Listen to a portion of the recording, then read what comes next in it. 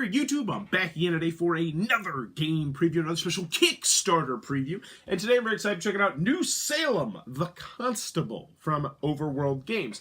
This is for 3 to 8 players. Take about 30 to 60 minutes to play, and it's for ages 14 plus. And New Salem the Constable is something a little bit different. This is a second edition of New Salem, if you don't already have New Salem, but it's also going to be an expansion to New Salem, the social deduction game, where you're trying to figure out who the Puritans are, who the witches are, and you're going to be drafting buildings. It's a game that came out a couple of years ago. They've added some new event cards, some new building cards, a couple new things here and there, cleaned some things up. Let's open it up, and I'll show you how it works. Alrighty then, we're going to take a look at what you're going to get inside of New Salem the Constable. So before we get started, I do want to mention two things. First and foremost, I have the prototype copy in front of me, so take everything you see here with a grain of salt. There's going to be some improved graphic design things. Some of the artwork is going to get lightened up because it's a little bit dark right now. Higher resolution stuff.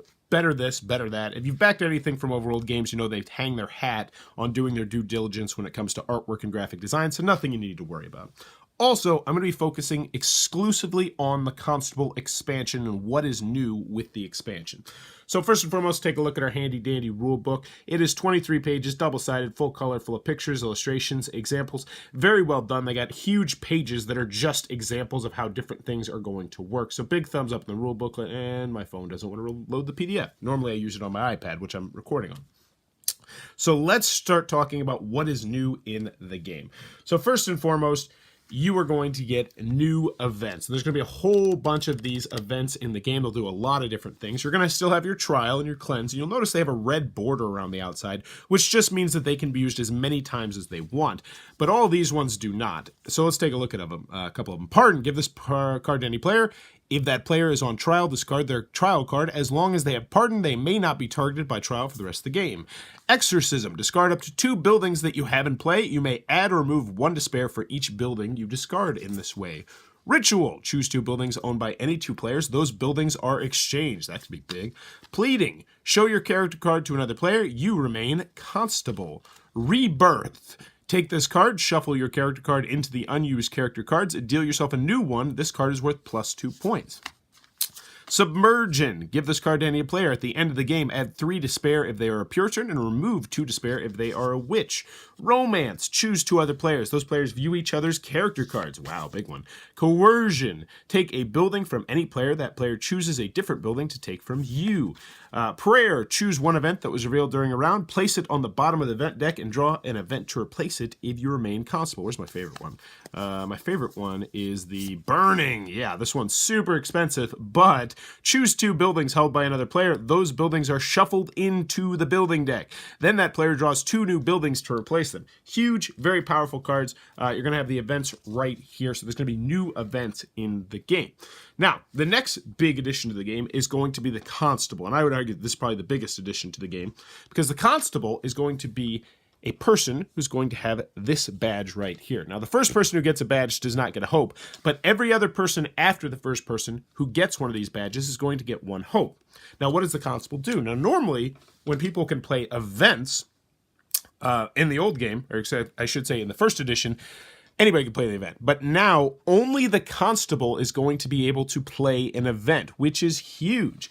So, the Constable is going to choose an event to play if they want to play an event. Now, they don't have to play an event if they don't want to, unless, of course, they have enough hope to pay for the highest valued one. And the rules are actually on the Constable in this nice 3D thing right here, which is really kind of cool. So you may not give away hope when you're the Constable. If you have enough hope to trigger the most expensive event, you must trigger an event.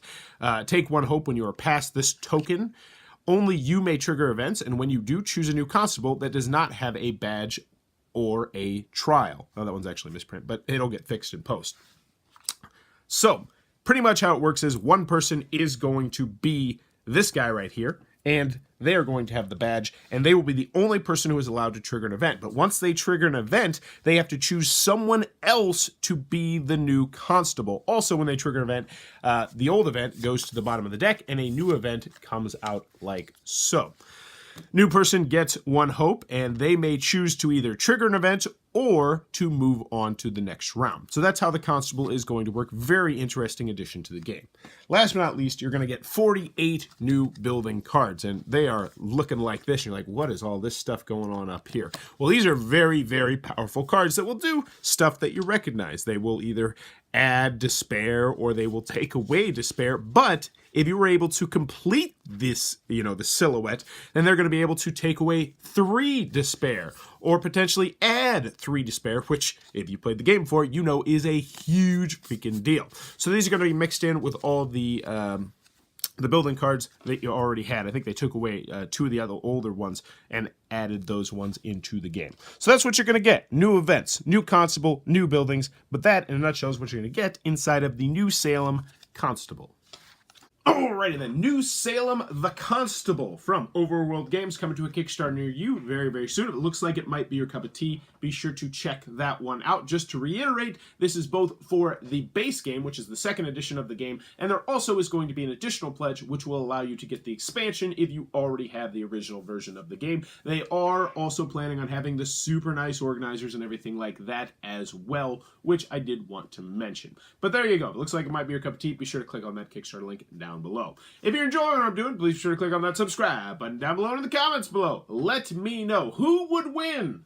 Carnage versus a Cylon in shoveling snow. For me personally, I feel like, I don't know.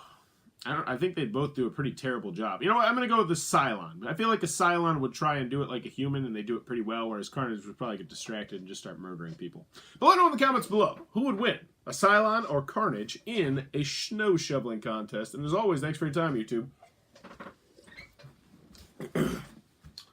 I did not.